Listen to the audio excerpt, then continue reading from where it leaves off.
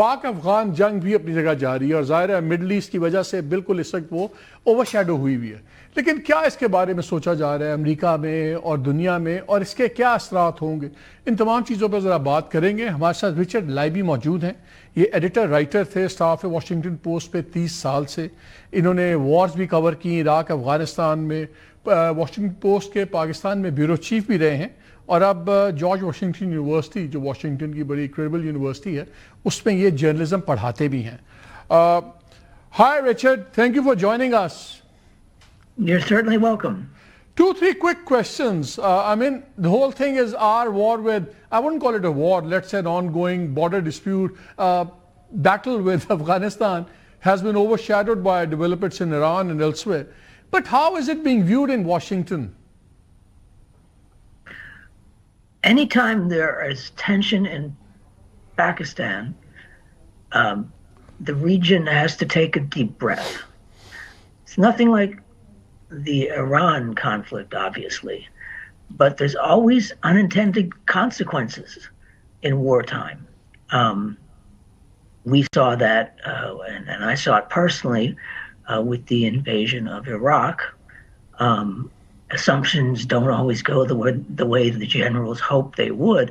Now, as far as Afghanistan and Pakistan, I mean, the region has been troubled for a long time. The U.S. intervention didn't help things. And so now we have you're right, it's a shooting war, I mean, more or less, across the Durand line, and an air war that is quite lopsided. I mean, Pakistan essentially defeated the Indian Air Force in your four-day war. So the Taliban, as far as I know, have nothing substantial in terms of air power. So that would put them back on the back foot, except for their terrorist know-how. They know how to wage asymmetric warfare, as it's called. Whenever there's a war, there's always two opinions. You should try diplomacy, you should try talking. We tried talking to them repeatedly. Then the latest round was in Doha, then in Istanbul. Then we saw a spike in terrorism and all that. Do you think Pakistan had any other choice left but to take the route that it did? It was, I'll agree with your assessment that it was a matter of frustration, especially since talks kept breaking off. Now, Erdogan, as you know from today's news, has offered to help, jumpstart the ceasefire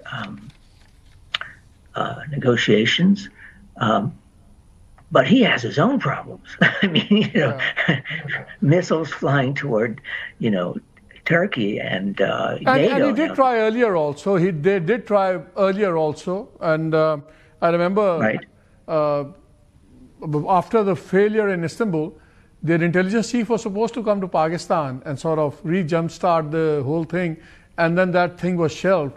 So clearly, deep in their hearts, they know it's not going to work out unless things really, the ground realities change somewhat before talks can begin, right?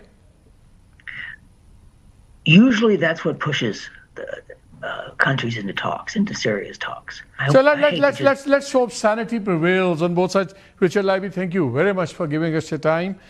नाज़रीन, उन्होंने भी एक ही बात की, Richard लाइबी, उसने कहा जी जब ज़मीनी हक़ाइक़ बदलते हैं तो तभी बातचीत होगी अब और हो सकती है। और मेरा ख्याल है पाकिस्तान अब यही कर रहा है कि कुछ ज़मीनी हक़ाइक़ बड़े क्लियरली बता रहा है अफ़गानिस्तान को कि ये हैं हक़ाइक़ और अब आपके लिए बेहतर है कि आप फ़ैसला कर लें। जो सौदा आप इंडिया से ले रहे हैं, जो सौदा आप कुछ और ममालिक से ले रहे हैं, क्या वाकई वो फ़ायदे का सौदा है या नुकसान का? मेरे ख्याल में जल्दी उनको पता लग जाएगा कि पाकिस्तान के साथ चलना उनके फ़ायदे में है। नो मैटर जितना मर्ज़ी माल कमाएं, जितनी मर्ज़ी दिहाड़ियाँ लगाएं, ये पाकिस्तान ना रूस है ना अमेरिका है। हमने कहीं नहीं जाना, हमने यहीं रहना है। एंड वी नो कि उनके साथ क्या है, and we know how to deal with them.